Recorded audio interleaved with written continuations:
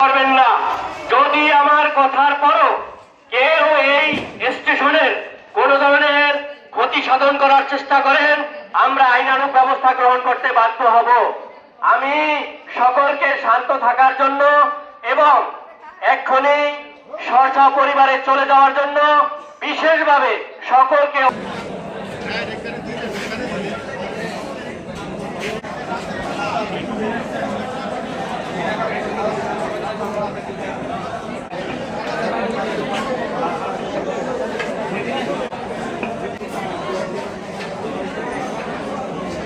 ঠিক করছেন।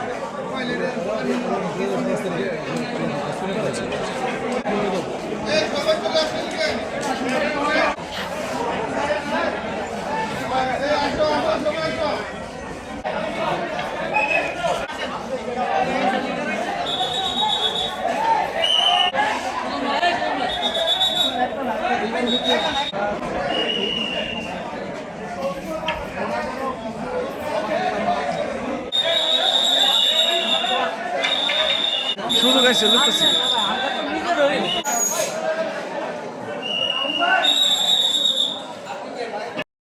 আমি একটু হাইটে আসছি পরে আমাকে তিনটা ছেলে ধরে আক্রমণ করছে, ছড়ি টড়ি ধরে আমার তছনছ করে আমার টাকা পয়সা যা আছে ক্ষুদ্র টাকা পয়সা সব সম্পূর্ণগুলো রেখা দিছে। তারা রেখা আমাকে কিছু মার দূর কইরা আমার মোবাইল সহ রেখা দিছে, বুঝছেন।